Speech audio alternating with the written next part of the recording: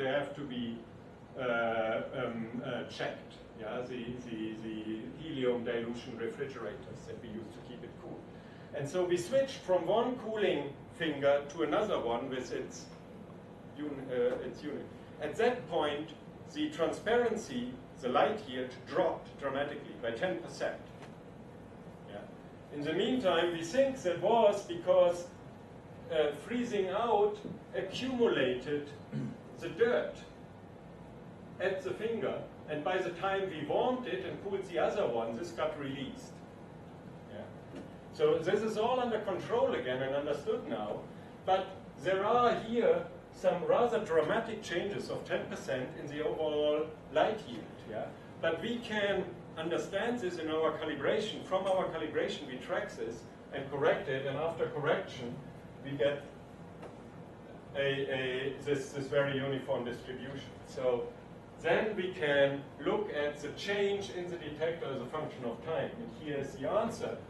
And here are two overlays for 7 and 8 GeV, something that is invoked to explain Dharma, yeah? What you would expect to see there in our detector. And it's not there.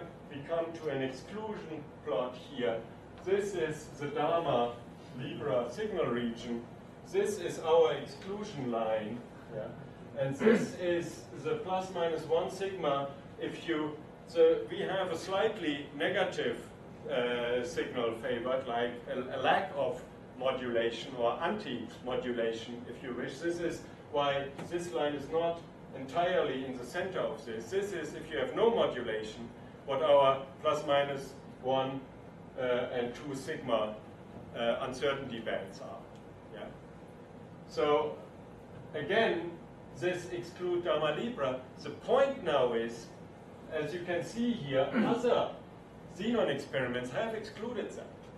But they were looking at nuclear recoil. Yeah? They do the, as two things, our analysis that is shown here would capture electron recoils just as well. We have no discrimination power in our detector. It's a single-phase detector. Yeah? So there is no wiggle room to say, like, okay, this is a different kind of signal. Right?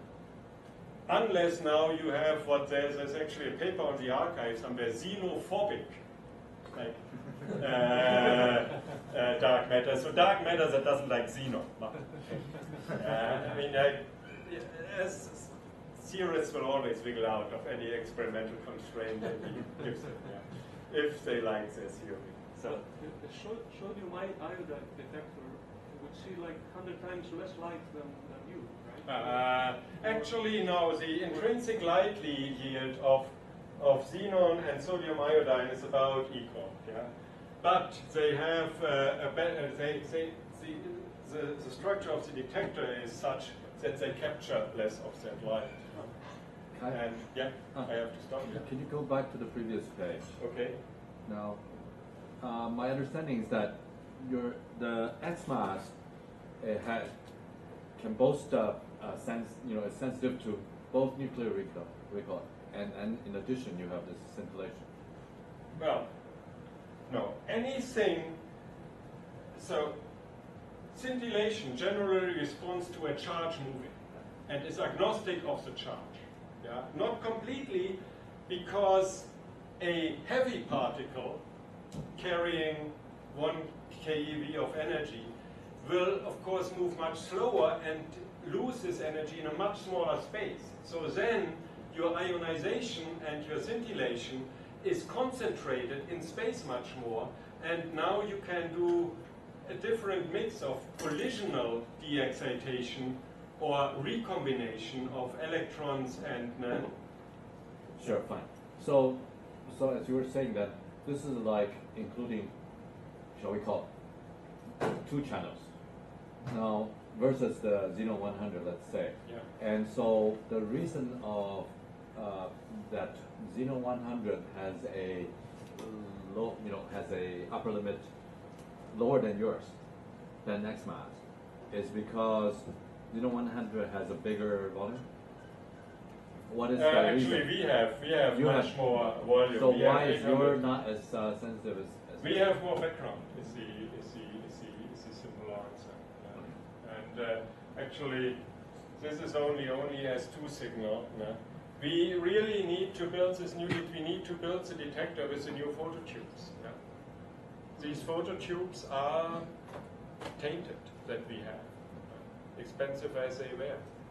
Yeah. And actually, because there's wind mass, this here is not the model-independent analysis, the result of the model-independent analysis, as we call it. So here you put on a WIM, put on a mass and calculate the nuclear recoil, not the electron signal, but we have the exclusion for the electron signal only. Okay, so this is a new phototube. One of the problems that we discovered also is that anything that happens in between here does not get detected, and this is really what throws up our reconstruction. Yeah, because reconstruction in this case is you have light going out in spherical symmetry, and so you weight your measured distribution of charge to find the center of light. That is, there are certain tricks you can play, but not much more than that. Right? And so now you do not see, unless you scatter, you do not see any signal on the phototubes that are closest to the event vertex. And so this pulls your event reconstructions into the volume. And that's the background that we dive from. So there, the drifting in the electric field determines very well whether or not something came from the edge of your detector. And that's how they beat us despite the lower, much lower exposure. But this can be solved once you have tubes like this. Now, you still suffer if one of the tubes dies, because you don't get a signal right from one of the tubes next to it. But as long as not 3 of them die together, you still have a chance to recover that. And you need to build your detector. But these are all things you learn. And so once we do this, this is our current publication. We made some dents in these special applications where we go after the electron signal, yeah, which the other guys cannot reduce the background at. And we made our dent, and so this here is the vector boson, so pseudo-scalar masses is like alternative models for dark matter apart from the WIM. It was a niche before. And so here is what we expect. This is this plot you just saw. This is where we expect to be with the 6 ton of liquid xenon, the XMASS 1.5 that we applied for money for. It will cost about $30 million and probably 2 years to build. But it will have 1 to 3 tons of fiducial volume depending on what radius you choose. The cost is due to the liquid liquid xenon and liquid xenon and photomultipliers, yeah, but also copper is not. Yeah, we built this tank big enough to be the water shield. All of this we can use. Yeah. So the water shield doesn't have to change. That doesn't have to change, right? The tank was designed actually for the 24 ton. Yeah. You would still have the neutrons. It is big enough to keep the neutrons out. Okay, and so you can read this. I will tell you what I think is. Here you have a clear fiducial volume, but your current, 900 kilo. You never mentioned the fiducial thing. No, and this is the pain in our hearts that the fiducial volume analysis is still not completed because we do not know a good way to filter out these events that I talked about. Yeah, our detector right now, it's in an earlier page, is not really spherical on the inside. It's an pentakis dodecahedron. So it's a dodecahedron where each pentagon is made up of 5 triangles to best approximate a sphere. But it means that all the 60 surfaces in there are flat, and you have 7 PMTs in each, at the center of each, that are in one plane. And if on this surface outside, even now with the copper plates outside, if anything happens on there, our PMTs on that side are blind. The light goes straight if it happens on the surface. And that pulls the center of light out. Yeah? You get scattered light in there that comes back. So you can't see, it's not that they are just black and you say like, oh, that's obvious. Yeah. And so we cannot effectively do that yet. We are working on it, and this is in the making. Yeah? We are getting better, and we will pull out what we can do. Yeah? But the remedy is understood, the problem is understood, the remedy is there. The photomultipliers, we have them at hand, we are testing them. So we can go ahead if we get the money. And we better get it fast because everybody else is already building these detectors, is already putting them online. But we are in a niche. These detectors, all the other xenon detectors that are left alive, Van der X has walked out, it's Lux, Z, and xenon 1 ton, xenon n ton on the are using this discrimination. They actually say right now with the next generation, we don't care about background much because we subtracted electromagnetic background. Yeah, so they don't work as clean as we are used to. But that means they can see only nuclear recoils. And now that the WIMP is not the only suspect anymore from the theory side, this is really something different and gives new options. That's the one thing that I want to emphasize out of the many things I wrote to. So I thank you for your patience and forbearance.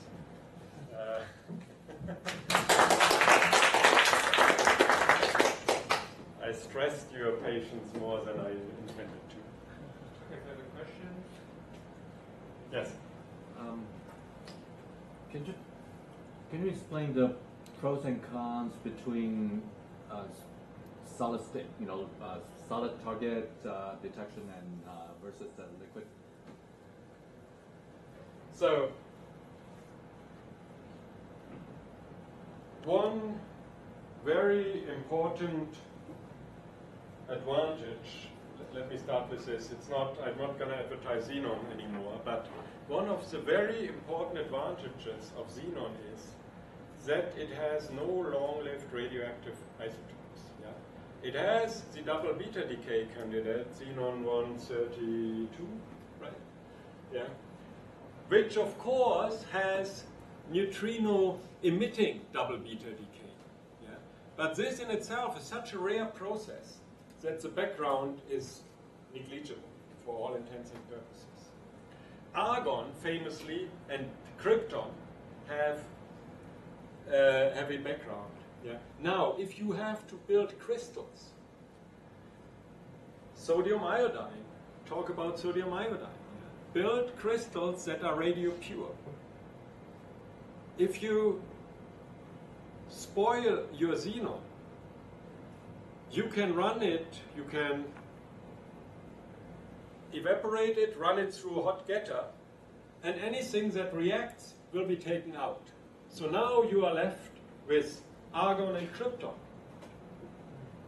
yeah, mixed into your xenon. You can distill that out, yeah, and you can do this with hindsight. Yeah, crystals, wherever you grow them, will be tainted, contaminated, and you can fight it. And crystals are not big. Yeah. So to accumulate mass is a very long slog. Having said that, if anybody ever finds nuclear recoil, for example, then we need a whole slew of experiments with different materials, measuring that out to figure out what the mix is between the energy transfers, like is this the mass of the thing bouncing in there, or is, and to verify the signal. Yeah, I mean, like, this is rare event searches. We are old enough to know 17 kV, neutrino, and like neutrino business. Yeah, how many wrong results were there? Yeah, most of the community, like me, would arrogantly say, like, oh yeah, Dharma must be wrong at this point, right? But it's one of the cleanest signatures you can have. Yeah? So how can we just discard this? But nobody else sees it. It sits in a corner of phase space where we should see it. Well, Cogent claims to have some. Well, okay, because it was different actually. This was like a recoil, but actually they also then retracted this. Yes, you're right. Yeah, Cogent, and then there were the two silicon events in not CDMS. Yes. Yeah. Three? Oh, sorry. Yeah. So yeah, you have, and let XMASS find like 5 events in the next incarnation, and nobody will believe that until it is confirmed, and we shouldn't. Yeah. Because rare event searches are fraud, and we know this. We have had extensive lessons in the neutrino days, and we better not. Any further questions, especially from students? Okay, Student. Old student. he's a student of Chinese, so that's okay. Yeah, this is a problem I have in Japan too. Yeah, I have given like 2 lectures at different universities. I don't have to lecture in my own university, unfortunately. I like, as you may have figured, me enjoying myself here while you were tied to your chairs and at my mercy. I like lecturing, but to get them to ask questions, to interact in any way, which is no problem in Europe. Yeah, and let me encourage you. It is easier to learn if you ask the question on the spot. And you typically also do a favor to your colleagues who probably have the same problem. Can we say that the dark matter is fermion power boson? Do we have any evidence? No, because we have no. You can say something about the spin once you have interactions, and you can see if, for example, even in xenon, one advantage of xenon is you have odd and even nuclei. Yeah. And so you can have spin-dependent scattering and spin-independent scattering. But then you see light in this detector, and even if it is nuclear recoil, you would not know whether it was an even nucleus that recoils or not. So you need a different mix then of xenon isotopes, for example, if you want to do everything with xenon detectors, or you need a different detector with a different ratio of spin to of spin-dependent and spin-independent cross-sections. But you cannot disentangle that unless somebody has a very clever idea. Please write a paper and let me know. Yeah. Okay, Sanders, you still may ask. I'll ask him before. Huh? I'll ask him later. Okay, any further questions? Well, there's always a question. Oh, okay. How your mathematical model can be used to compute your result or design. Your design is independent of any model. What is So I used, you're asking about... mathematical expression. You independent of model, any mathematical model? Okay, so the way I understand your question is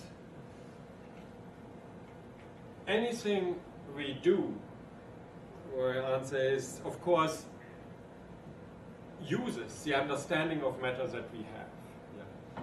So interaction is a concept, a theoretical concept with a mathematical foundation that we use to even go out and build a device that would find something. Now, when I say that some of our analyses are model independent, then what it means is that in order to make a specific prediction about the strengths of an interaction, you use a specific model. Yeah? But if you do not suppose to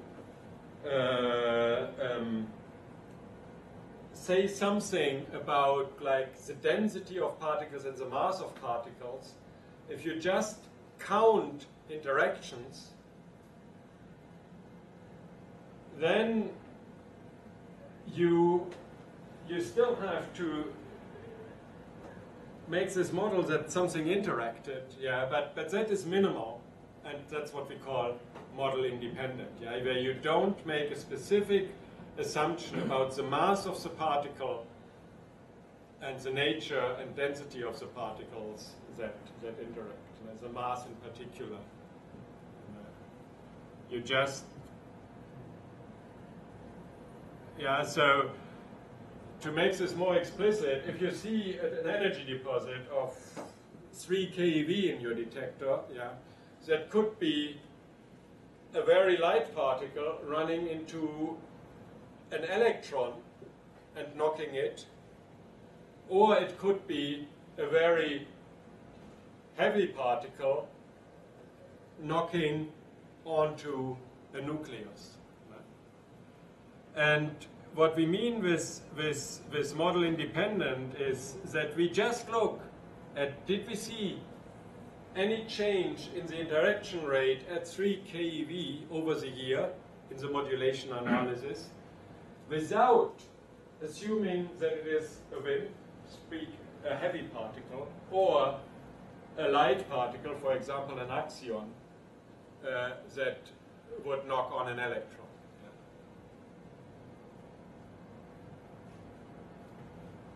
Is that answering your question? As a chair, I must cut in and say we're over time and we have discussed enough. If you need further elucidation, please come forward. I'll be here, talk to me. Yeah. Ask me. So let's thank Professor Martens. Thank you guys for bearing with me.